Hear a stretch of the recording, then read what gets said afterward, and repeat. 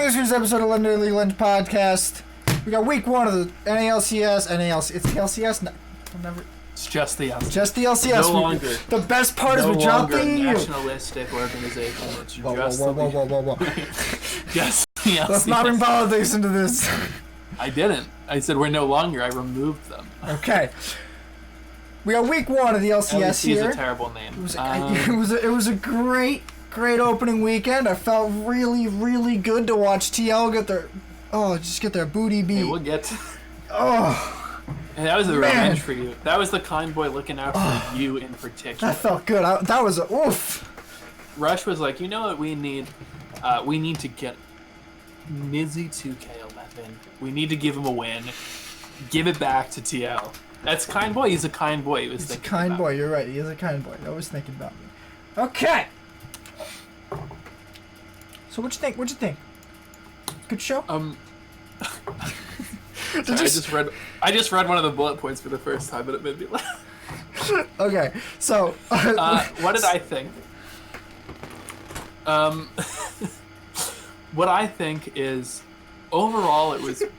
Did you see me bolt? Yeah, I saw that for the first time and I laughed. So, what did I think? Overall, I thought the games were pretty decent. I thought it was good that there were a few high quality matchups. There were some that were a little lackluster, but overall I wasn't generally disappointed.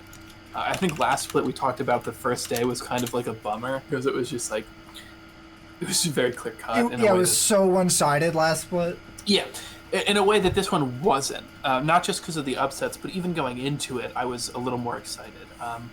Obviously, there were some really big highlight games. The fact that, the CLG for me, the CLG win, even though it was 100 Thieves, shout out Yummi, shout out Biofrost, the Flyquet, the Echo Fox win. The Echo Fox win over TL, obviously. No, it's all you, man. Listen, go fuck yourself. Watching TSM lose always a pleasure.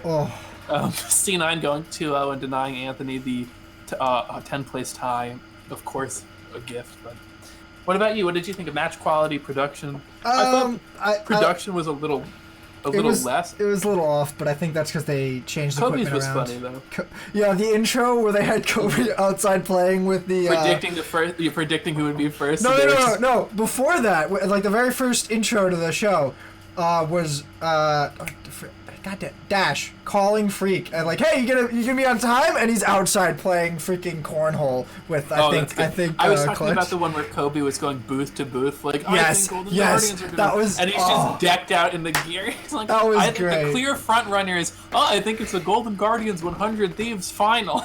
As they're coming over. Very good. I love that. That was funny. And I'm glad to see the stocks return. I think that's very interesting.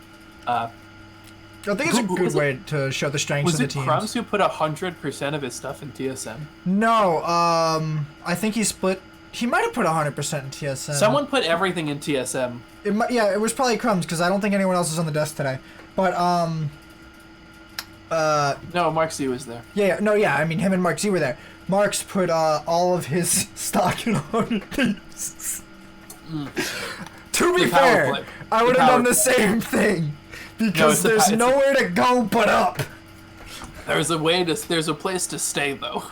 Maybe, but any win they get is gonna be so much more valuable than any loss they get. That even going 1-for-1 every time. They're gonna get a win, dude. Shut up.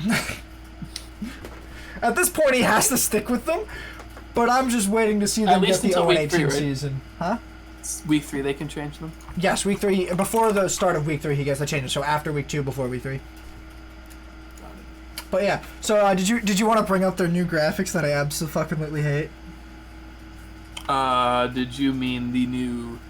the Champs Select graphics and all that other stuff? The Champs Select graphics. Yeah. Okay, to be clear, I don't hate the graphics. I just hate the Champs Select graphic. The rest of it I'm fine with, for the most part. But just Champs Select, it was perfect. It was perfect, and now you're touching it. It was perfect. So what did you think? What did I think? I liked it aesthetically. I think it's very interesting not just to have the little player portraits, but to have that player face cams be the big center stage. I like the color. I like this. It looked really sleek by comparison. Obviously, during the first game, it ran into a little technical difficulties right off the bat, but like whatever, it's Riot Games. We expect these things to happen. Something was going to happen. Yeah, it's Riot. We expect this to happen. So overall, I think it's pretty good. I like it. I mean, I don't have like a strong feeling about it, right? I think it's like I hate when I know it's a fine graphic. I hate when anyone tries to reinvent the wheel around pick ban, and they didn't try to do it too heavily. But I always feel like the wheel. They just like made it a little sleeker and made the faces bigger. I don't know. I think I would rather it if they put like the player portrait in the like when they make it bigger whenever that person's picking. Mm-hmm. I wish they would put the player portrait there instead of the like pulsing team logo. Mm-hmm. And like I don't like the weird square center screen they have. It just feels awkward and really claustrophobic to me. But I mean, it's nitpicking a little bit. It's a lot. But like this is the thing that happened this week that I'm unhappy about with the production. Everything else is fine. It broke a couple of times, but that happens. It always happens. It's fine. I thought the highlight of production was the double lifting. So after you get to introduce that one. So after Fox handily beat TL. Okay, handily a lot. That's excessive. Double Lift's little ad he did for the ProView came on, and he's just like, yeah, it's perfect. This is exactly what I want. Now all the bad players can get exposed. And it was, oh god, somebody in the control room just... That's Galaxy Brain production. They knew what they were doing. They're just like, yo, boss, we need to go put this here right now. Why? Because it'll be amazing. And the Twitch chat blows up. Galaxy Brain production is what that is. This is it, boys. We're living in the future. Okay, so shall we get to this week's match results? We've already alluded to some of them. Do you want to do something else? What? No, I wasn't going to say. Okay. So, put them up on screen. Boom. There we go. So, I was rather surprised that Optic came out swinging. Well, we have a topic about this. We do. Which we'll get to, but just as a precursor, it's Optic isn't just an easy week. And spoiler, I think yes, but not like super easy. I don't know. Optic came out looking pretty good. Do you have a theory as to why? Because I know I do, but I don't want to. You can go first if you want, because it's your channel. Do you want to jump into this topic right now, or do you want to just wait? Yeah, fuck it. We'll just like, it makes sense to do the big match-based topics as we go through the matches. All right, yeah. So for Optic, from what I saw, it looked like Crown was basically hard carrying them the whole time. Like just to be real, Crown was just trying super hard to not lose League of Legends, and I honestly really questioned the TF pick, but who I think was it 100 Thieves? Yeah, 100 Thieves they were playing with the TF pick, and 100 Thieves just didn't even pay attention. He was flanking with Twisted Fate. You can't flank with Twisted Fate. How do you flank with this champion? He's squishy. He has one stun, and there are 5 champions. How do you not just die? But he did it, and 100 Thieves just let him do it. They let him, yeah, they really did. But that's 100 Thieves' problem, right? It is. That's why I said I think it's an easy week, not super easy. I think Clutch is not as bad as they look right now. And so I think that's a more impressive win, especially because last split, those two teams were sort of competing in the same bracket, right? Like the same sort of like just under playoffs teams. Yeah. And so to be able to beat them is more impressive to me than to beat the team that goes 0-2 and the team that like low-key griefs. I mean, like they actually... For clarity, he played Twisted Fate against Clutch. Who had Lee Sin, by the way. Yeah, he was Vlad against Akali. Yeah, and they had him split push.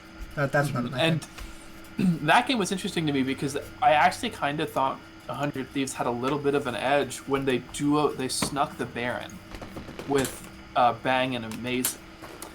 I thought they might be able to use that, hold on to that, and get something out of it. It's meaningful. Of course, then there's that fight, topside try. Dokla teleports in, gets onto the AD carry. They generally push it out, and they have someone, I forget who, split push. I think it was like Optic. It was Arrow, TP's bot lane, gets the shove in, and they win. But I thought it looked a little more even than I was expecting going into it. But Crown, just like you're right, Crown just looked crazy. Meteos looked really good in the 100 Thieves game. Yeah, I thought Meteos looked pretty good. Everyone was kind of hyping up Dokla a little bit this game, but I don't feel like... He played well. He played okay, but I feel like he got a lot of soft kills, if you get what I'm saying. Like, look, he's 4-4, and Crown is 1-0. So with that score, it looks like Dokla might have done more work, but in actuality, he mostly played cleanup in team fights, while Crown was split pushing. Yeah. Meteos played really well in the clutch gaming game, too. That Sejuani was looking clean. Ended with a pretty solid score. I think Meteos and Crown are trying to hard carry this team straight up. And then I agree. Arrow sometimes plays League of Legends. I think that they ended, Meteos ended 4-1-8, 4-2-6 on Crown. Like, that's really good, right? Like, was it both at least? No. Amazing on Sejuani. I felt like a lot of games they were losing last split were games where not just Crown was looking bad, but when Meteos was looking bad too. My hope is that the two of them work on the synergy a little bit.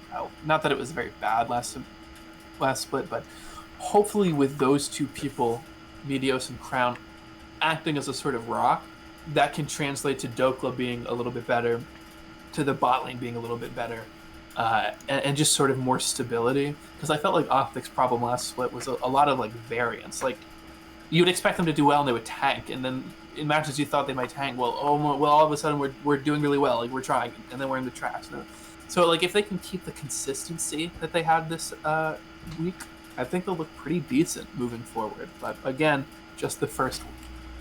So. I mean they played against two of the lowest ranked teams we both had on our power rankings, but but they're also one of the lowest ranked teams we had on our power rankings. Yeah, they are, and I think that this is promising for them looking into getting into playoffs. I don't know how far because they didn't really struggle against either team, which implies to me that they're at least a little bit better than who we think we were putting them in the same place with. Yeah. But I have questions about their bot lane, because Arrow has looked really shaky. Dokla, everyone knows how much we don't like Dokla. Yeah, I feel bad about that though. He seems like a nice guy. Yeah, he doesn't seem like a bad guy. I just wish he wasn't playing League of Legends. What? Whoa, my lord. But I think they're still trying to figure out their support. And I'm not sure if Big is the answer or Gate is the answer. But Big hasn't done anything that super impressed me. Traded Big for Smoothie? I have a lot of questions as to why TSM let go of Smoothie. Not gonna lie. Lots of questions. They don't answer them. Probably not gonna be a TSM fan much longer after this third stupid roster move. You can't give up on the team. You can when they make roster moves like they make. No, I mean, that's a fucking dumb roster move. I don't think they're going to make the Smoothies. I think top 3 supports in the league right now easily. So yeah, I think this is definitely a positive look for Optic, especially by comparison how they looked at the end of last split, and being able to handily, or I say handily, but at least like in a moderately convincing way to beat these bottom tier teams means that they should definitely be looking to get into playoffs this split. Yeah, I think looking forward. Obviously. Looking forward to next week. Optic plays Fly and Counter Logic. I would, if I'm expecting them to win either, I'm expecting them to win Counter Logic. But I'm going to pay a lot of attention to how they play against FlyQuest, because even if they lose to Fly, there are ways to lose that are competent. There are ways to lose that are incompetent.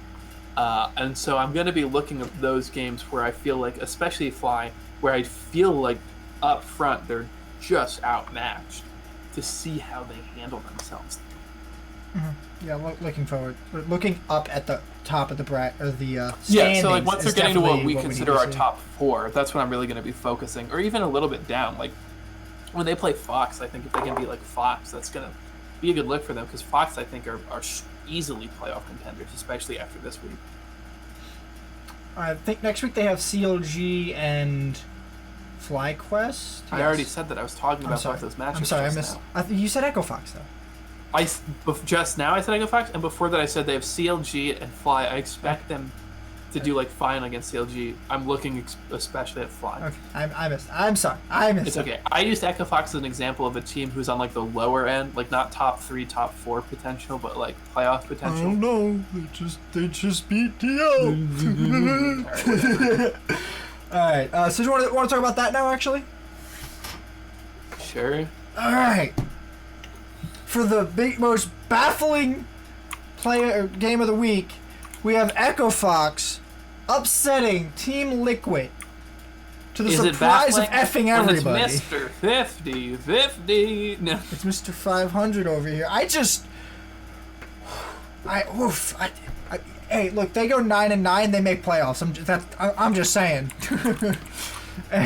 I'm just saying, if they go 50%, they make playoffs. But I don't know what happened with TL this game. I seriously don't.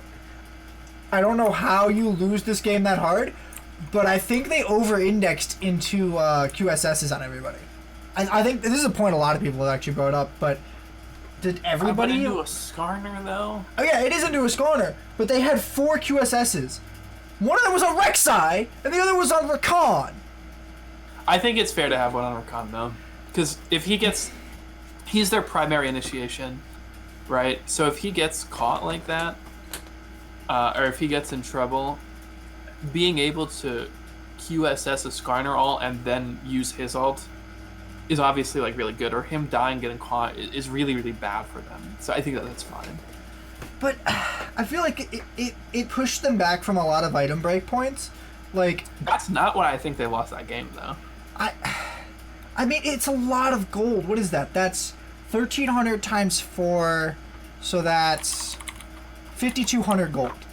It is 5,200. They invested 5,200 gold, which is 10% of their total gold at 50,000 right now. When they lost the game. It's like a fucking IE and a half. Like, that is a lot of gold they invested into countering one champion that they basically flubbed into multiple times before they even had their QSSs. There are other things to QSS, though. How much? You got that and Galio's on. And I guess a stun from him, too. Just those. Oh, well, you have Stolen Rakan ultimate, because they have fair. Silas. So, a little fair there. But I still don't think it's worth it buying on everyone. I think buying it on Akali and Xayah. Akali and Xayah, that's definitely worth it. I think those are mandatory. Like, those your are two carries mandatory. need them. Like, but capital N need them. Rek'Sai was getting ulted in the middle of his ult animation, and it turned off his ultimate multiple times. That happened twice in that game.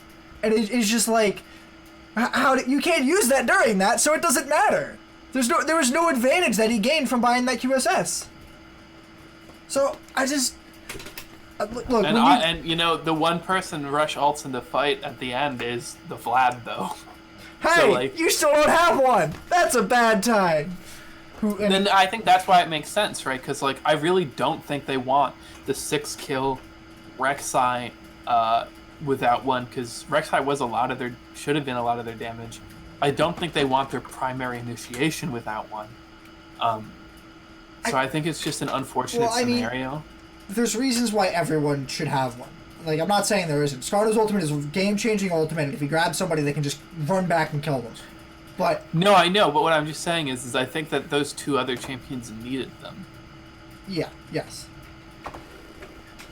For me, what... Go ahead. I mean, so before this, I went through the game again, and what really threw it is, like you pointed this out to me earlier, is that they were basically like even or like a little bit ahead before the fight.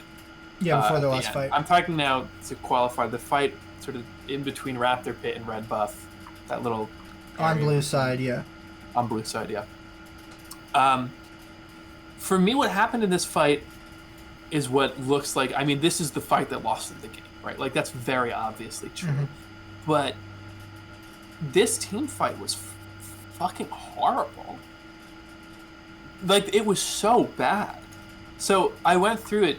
We bought ProView. We're going to not talk about whether we like it or not until next week.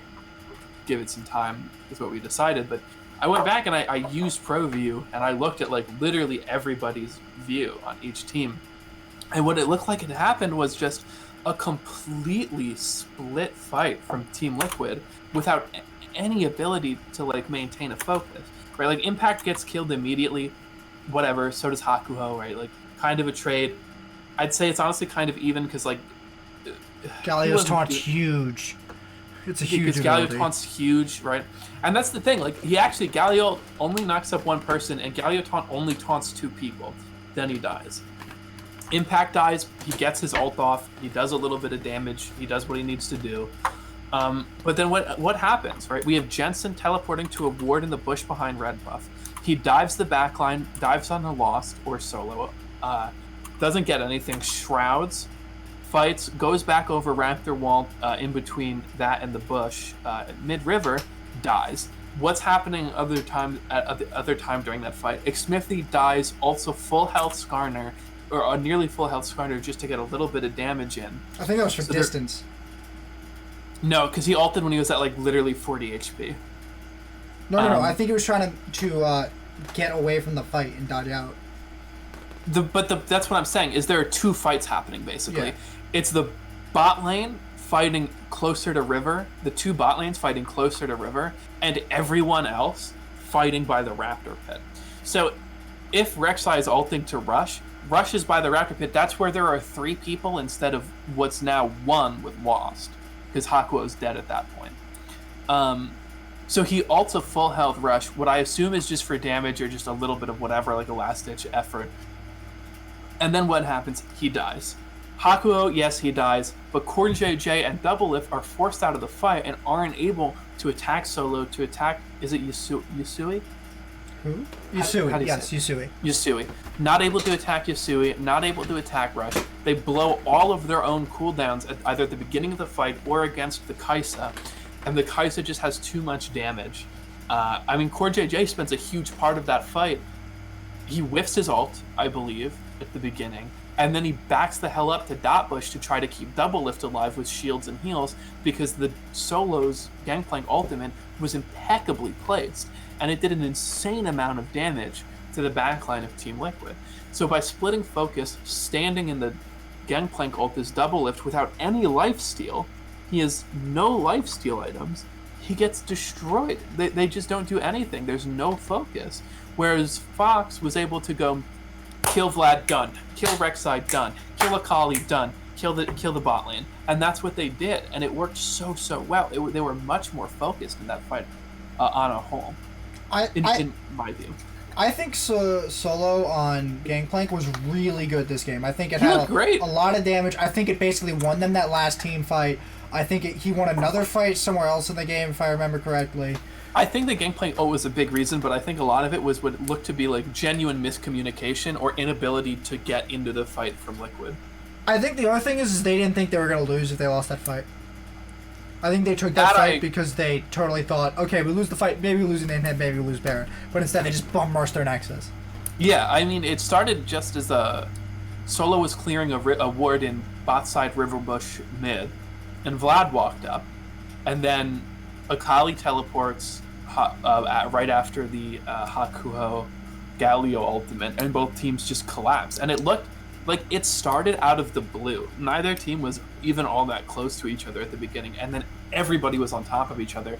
And it just looks like Solo and Yusui and Rush had a little bit better placement, and they were sort of standing farther back. Solo flashed out at the very beginning, farther behind his front line in a very intelligent move, and Lost and Hakuho were coming into it from the top.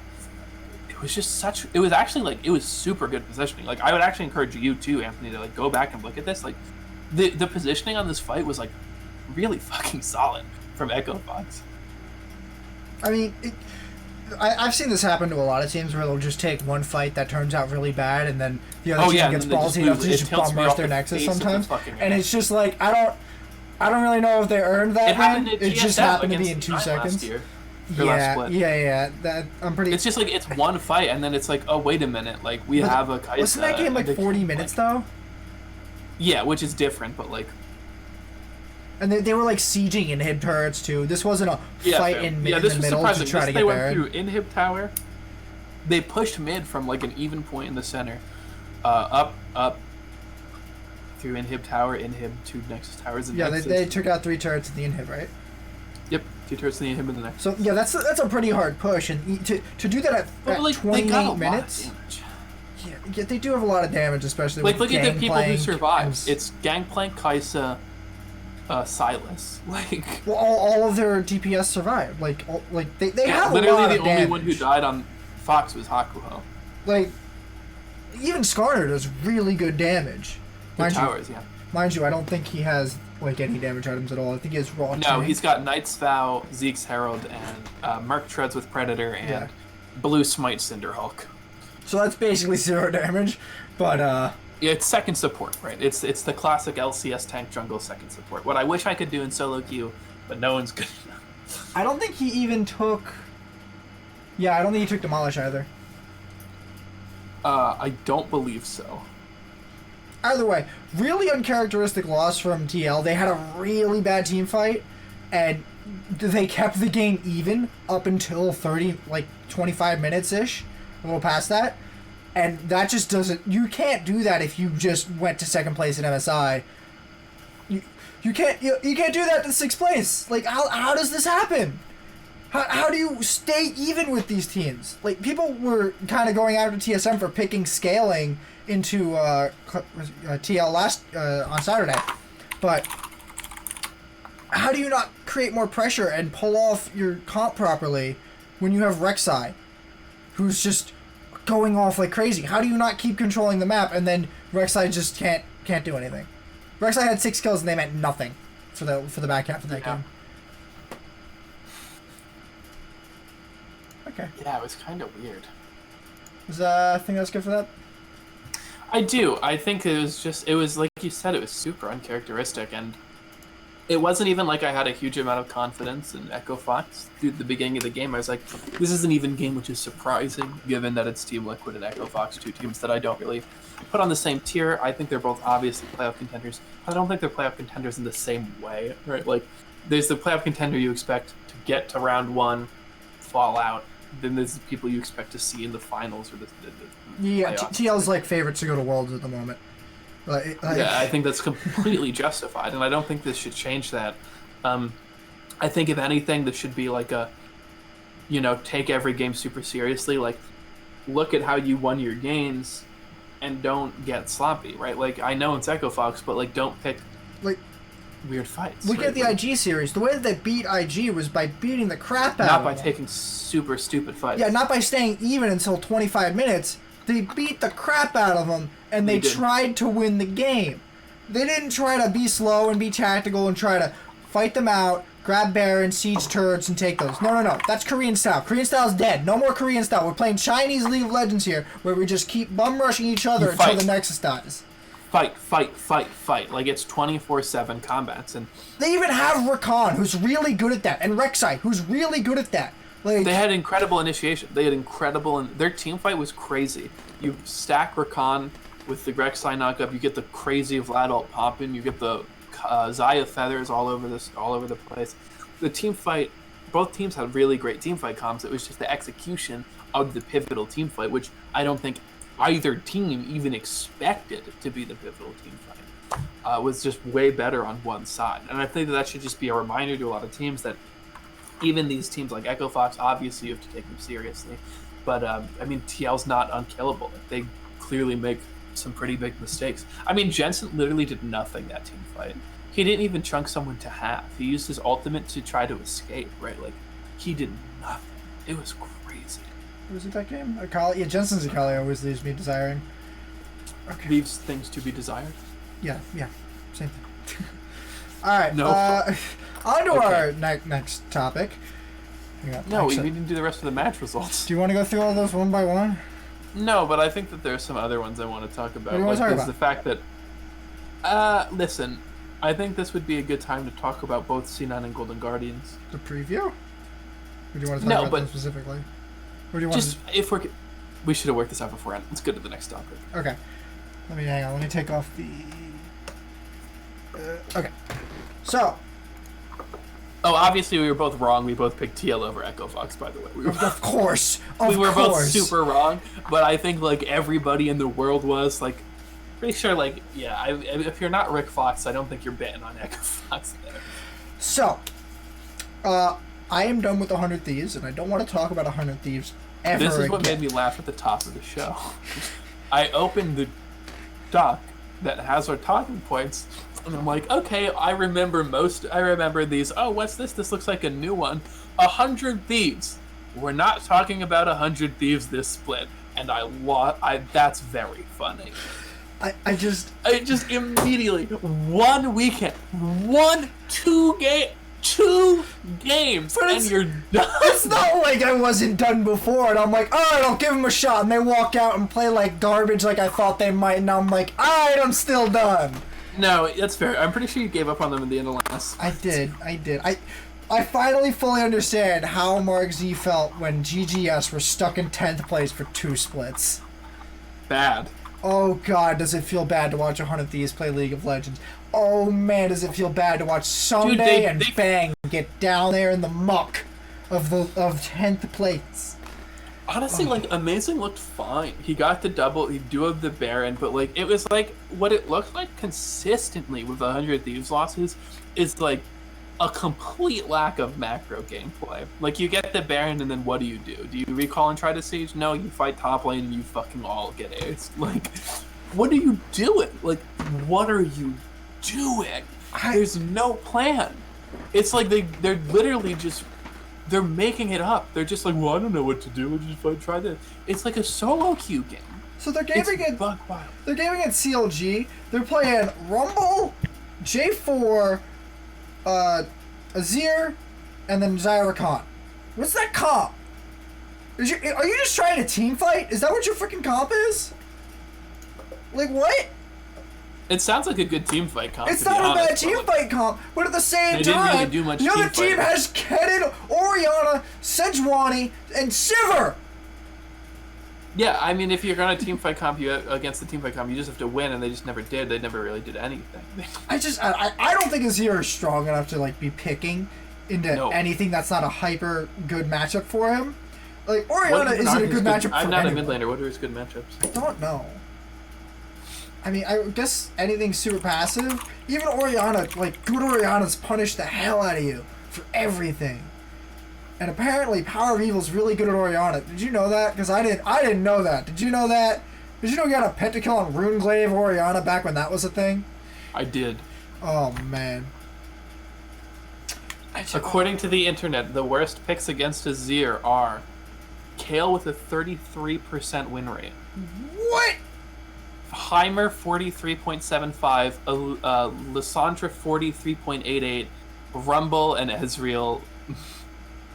So it looks like a lot of his bad the matchups she's good, really good win rate against, pretty good against Akali, 50-50 basically against Diana. So it looks like assassins and like champions with legitimately no early game are what Azir wins. And they pick it with Orianna, and it's just like, bad call. What are you gonna do? Orianna's gonna farm the hell out of the lane and harass you while doing it, and you're freaking Azir. You don't have anything. What do you got? You got nothing. You got a dick haul. That said, Stixay did really good, and apparently Yumi's pretty good. Only game she was played, by the way. I'm pretty sure. 100% pick ban though. 100% pick ban. God damn. I think Aatrox was the same. Aatrox was also. I think Aatrox, Ryze, Aurelia. No, Aatrox was not. Not? Yes, it was. Sorry. Hold on, let me go through the games. Okay, Aatrox and Yummi banned. That one. Yummi and Aatrox banned in that one. The Games of Legends update? Aatrox banned in that one. Yummi banned, Aatrox picked. They have not updated Games of Legend. Aatrox banned. There was one game where, oh no, Yummi also banned. Aatrox. I think there's like 5 100% presence champions right now. Well, it is the first day, so yeah. I mean, I think Yummi is a character we can talk about more later. I want to see her more, because just banning her out doesn't seem to give me any information at all. Well, it gives you the information that she's ban-worthy. So is Ryze. Yeah, but not every new champion is ban-worthy. Not every support is ban-worthy. In recent memory, they have been. What? In recent memory, they've really been on the ban table once they hit LCS. like almost immediately. I think that's fair. I mean, we can talk about this later. I just think that she's pretty good. I mean, back to the why we don't want to watch 100 Thieves play League of Legends anymore. Oh yeah, how did we even get here? It looks like they have no idea what they're doing in chat. It looks like they have no idea what they're doing in game, and it looks like they have no idea what they're doing with this roster. Because for some reason they have Saligo, and yeah, I don't get that. I don't know who this man is, but he's not a very good mid laner. Congratulations, you got amazing, but I don't know if he's gonna change this team. It's a side grade, Amazing has never even piqued me as like a carry jungler, as someone who's gonna change it and like shake it up. Amazing is like a solid, fundamental jungler. I usually picture him on like tanks or bruisers.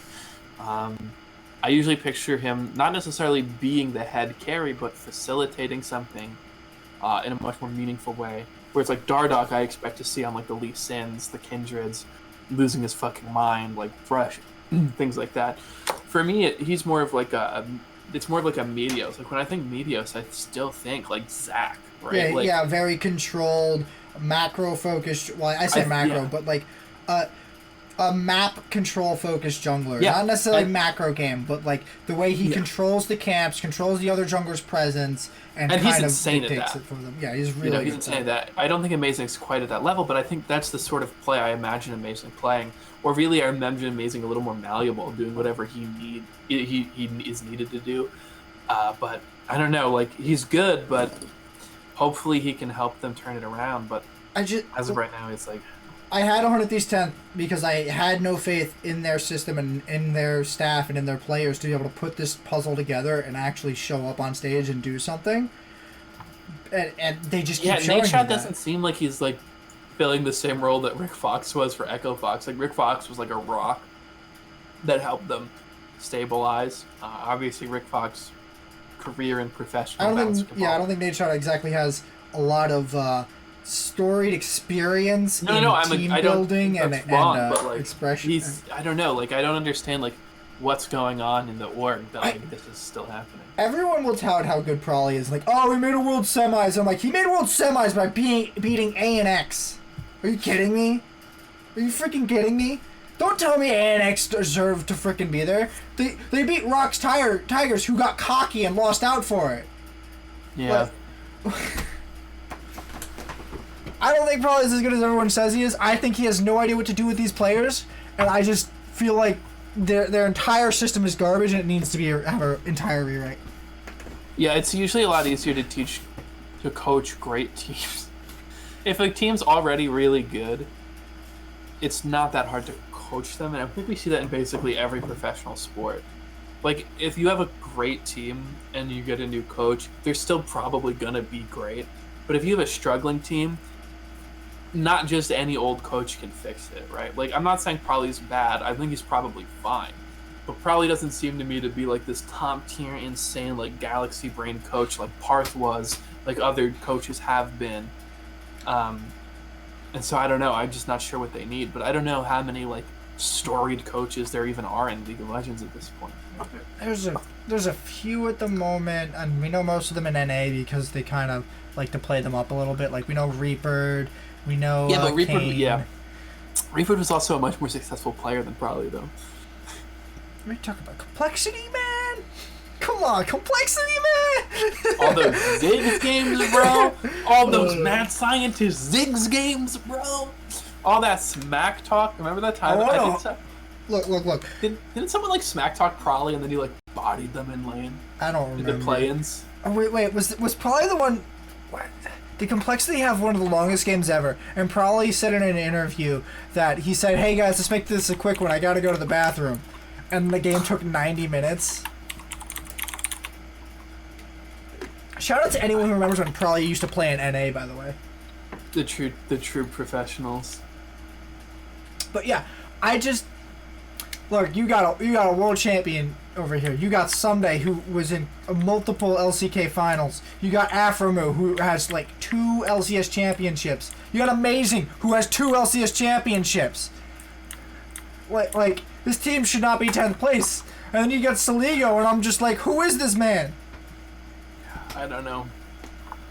At least who he has 2 LCS championships.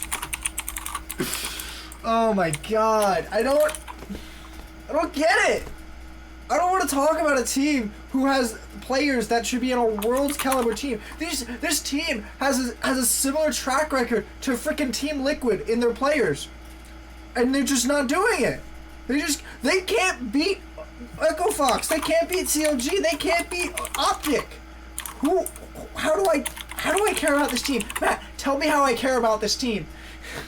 Because I just can't, and I just don't want to watch them play this game anymore. Yeah, it's pretty brutal. It wasn't probably, by the way. I was trying to figure out who it was. There was some team, I think it was like a playing team, and they were like, LOL, their mid laner sucks. And then the mid laner literally just went like 15-0. Like, just smurfed on them. But like, whatever. Yeah, 100 Thieves is looking... Yikes. Yeah, you're right. Like, individually, these are some of the best players from various regions that have ever really played the game. Right? Or their roles, really.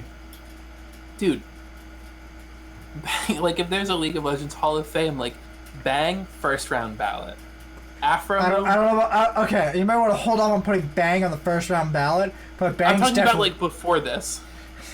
No, I mean, even before this. Bang's good, but there's at least 10 other players ahead of him. For, like, AD carries? Oh, hell yeah. That's fair. But he's still, like, one of the best AD carries ever. Right? Yeah. Undoubtedly, he's one of the best players to play this game, and he's crazy good. And he has 2 I'm world just basically championships. agreeing with you. I'm basically just... Yeah, you can't really do that if you're trash. But, like... Dude, I don't even know. So I think that until 100 Thieves win a game, we probably don't talk about them. If I watch 100 Thieves, I just get depressed. Every time. Listen, we'll have to keep watching them. I know. But, like... We won't. I guess we just agree not to talk about them. Until something happens that's interesting, we're probably not going to talk about them. Until they fire a coach, win a game, make another random roster change that I think is useful. Like if they swap out their mid laner for Huhi again, I'm also just if they make a roster change, I think anyway. it's useless. We should talk about that too. Anyway, here's the pressing question. What? Here's the real. What? Will CLG ever beat DSM? I had a closing line actually. Oh my god, fine, you coward. 018 the dream. 100 Thieves, don't let me down. Thank you. 018 the dream. Okay. No one's ever done it. Maybe they will. Will CLG ever beat TSM once again? Hell no. TSM will always beat CLG for the rest of time. It has been over 1,000 days since they have been beaten.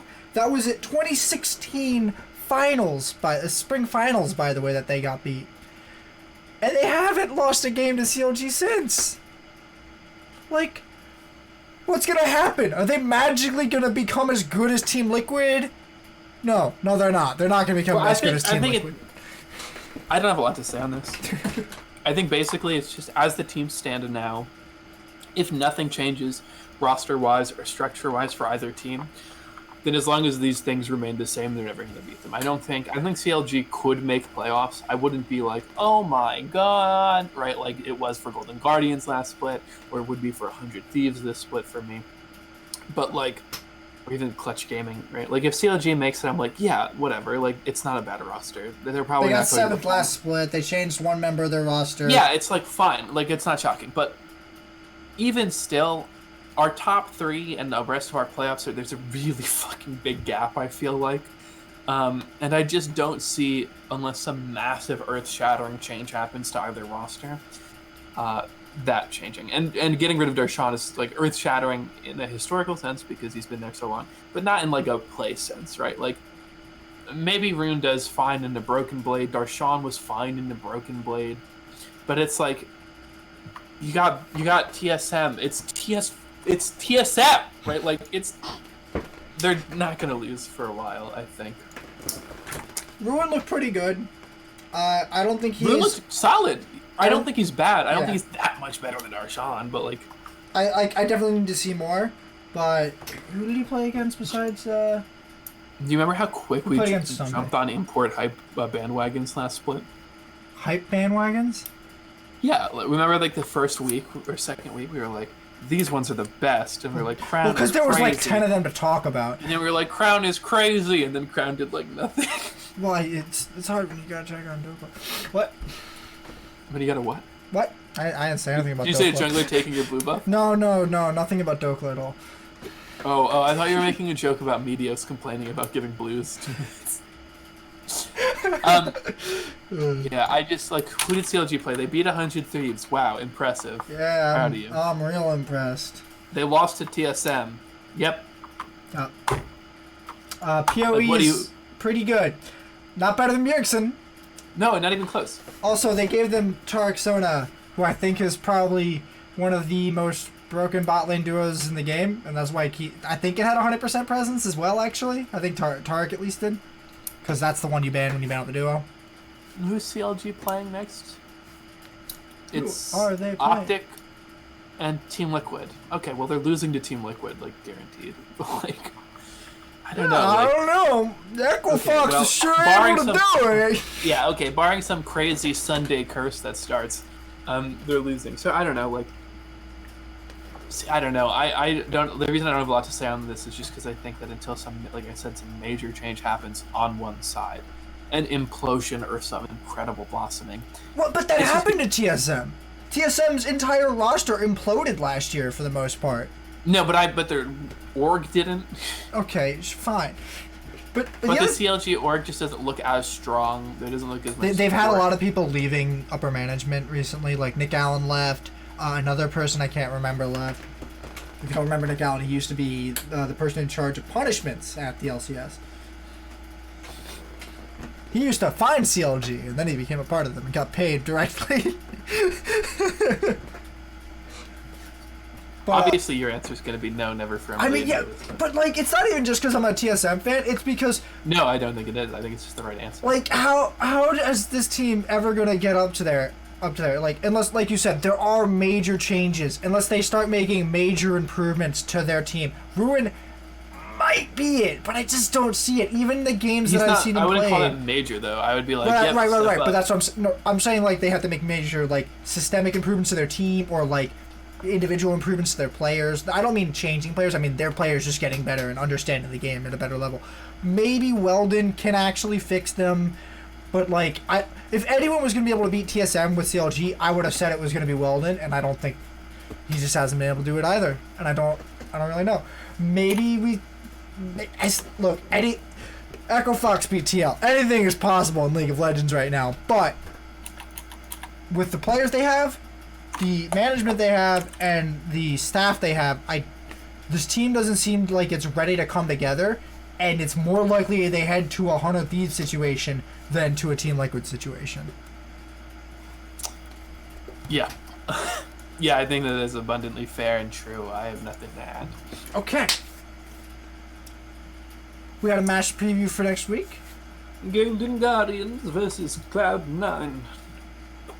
It occurs to me that we hit basically every team accidentally by doing that topic segment. I'll try to do that more, actually. But yeah, I think that's a lot better than what we usually do. Yeah.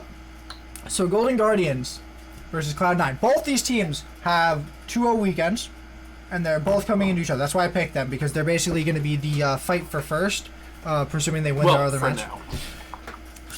But it looks interesting, because Golden Guardians were looking really hot. I forget, who did they play? They played FlyQuest and Echo Fox. I don't think they're the worst teams, but no, I mean, neither of us do. FlyQuest, we both had 4th place, and Golden Guardians basically said, "No, I'm 4th place. Sit down, kid." And honestly, that has me looking very much forward to this matchup, because I want to see if Cloud9 can stack up against Golden Guardians, who seem to be playing into that play your own game style that League of Legends has become at the moment. Because Froggen just will pick whatever the hell he wants. He wants to pick a Nivea, he's picking a Nivea, and Froggen is really good at a Nivea. Did you see that one escape he had? Where, oh my god, he just played people. And, you don't let the bird escape like that, guys! Come on! Bird right out of the freaking cage. But I'm loving this matchup. I think this should probably be the game of the week. Without a doubt. I think who is on their roster again? Fox? No, I want Golden Guardians. Oh, Golden Guardians. It's Haunter, Contracts.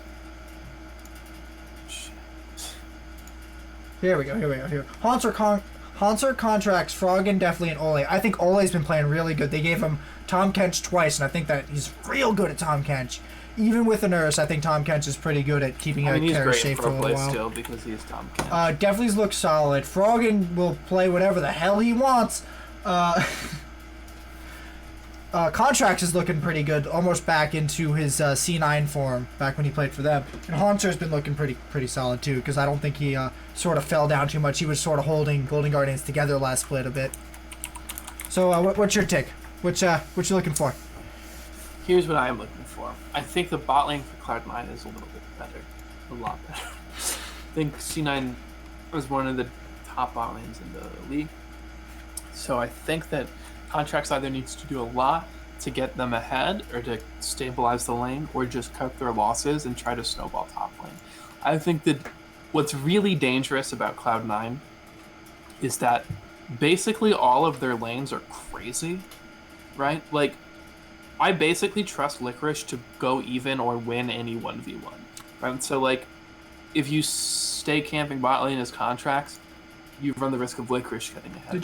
Did we watch the same FlyQuest vs C9 game about Licorice? I said generally.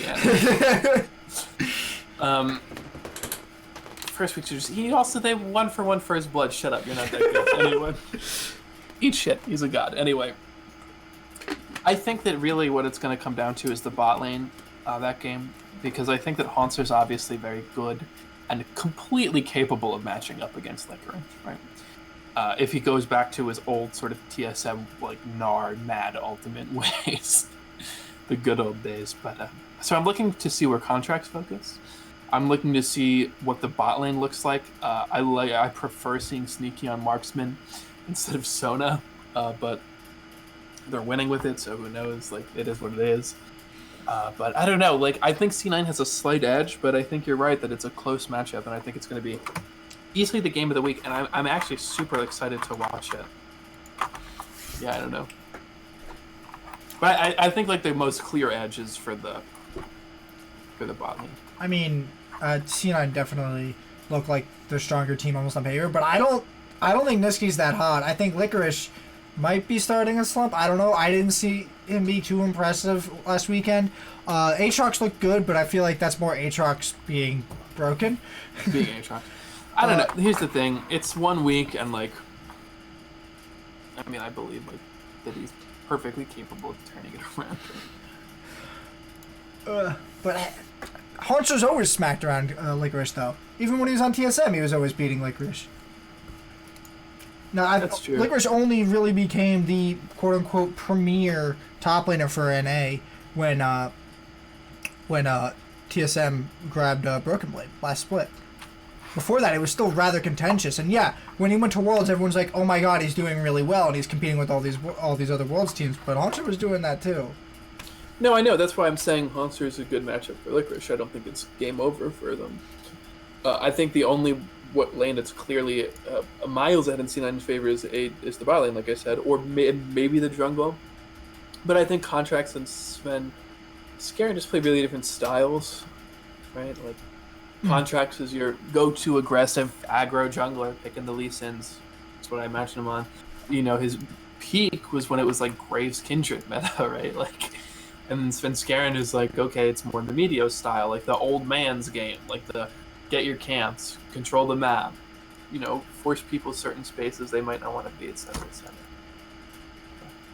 Did you play two? Did you play? Goddamn it! Here's the other game. No, he played a Rek'Sai in a Skarner game. But they banned Skarner's second rotation. Okay. So, alright, I think that's good for the matchup coverage. Let's get to our picks for next week. Get those up on screen. There we go. Alright! So, we both 100% agree about this week. We even... again? Yeah. C9 versus GGS. Did you do that? Did you see my picks before you picked? Or I submitted no. I picked mine without looking at yours. Oh, okay, well. So, I mean, I feel like at the moment the league is very sort of... I don't want to say decided, but they're very... It's presumably very predictable. We had a 60% accuracy last week. So, yeah, it's pretty good. I don't know. So, for Echo Fox versus C9, we both said C9. TL versus 100 Thieves, we both said TL. TSM FlyQuest, we both said TSM. CLG versus Optic, we both said CLG. Honestly, I thought that was going to be the one where we might disagree on, and I thought you might pick Optic, but c'est la vie. CLG versus Team Liquid, both picked Team Liquid, of course. 100 Thieves versus Clutch Gaming, we both picked Clutch Gaming. Echo Fox versus TSM, we both picked TSM. GGS versus, I said that one. FlyQuest versus Optic, both picked FlyQuest. I think that's another one that might be up in the air. See, I agree. The ones you pointed out as being like, oh, I'm going to disagree with Matt on these, are the ones where I was like, me and Ann are going to like, you know, like the Optic CLG one. Because I think those are really close. I think, obviously, even though after the Echo Fox loss, TL is still like my guaranteed pick in a TL match. Like, I'm still like, yeah, it's Team Liquid.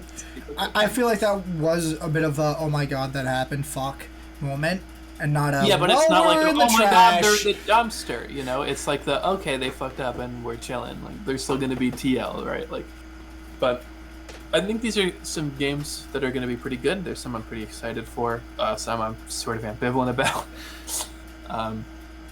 But it should be a really good week overall, I think.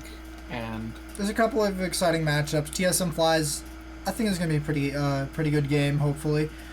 The C9 versus Echo Fox. That's another big game there with the Fox coming out. I think so. I think that this is a rough week for Cloud9. You're basically fighting two playoff. Two other playoff contenders. Fox is definitely looking at getting back into playoffs this split, especially with that win over TL. TL's fighting one of the worst teams in the playoff contender who's not as good as them. TSM is fighting a playoff contender, and who's the other TSM matchup? Fox. Oh, Fox. That's a pretty rough week. That's a rough week for TSM too. Yeah, it looks like TSM are going to actually have to play League of Legends this week. Just can't wait until we play Clutch Gaming and 100 Thieves at some point. Oh, that would be such a great vacation. You're mean, but that's fair. Alright. You want to take us home? I think so. I think that's it. Take me on for home. week 1 coverage here on the legendary League of Legends podcast. I hope you guys had a good time. Let me just take these off screen real quick. Okay. If you want to catch us again, we should be every week, Mondays at 7 o'clock Eastern Time on twitch.tv/NizzyTV2K11. Catch the VODs on my YouTube channel. I think that's it. Have a good night. Have a great night.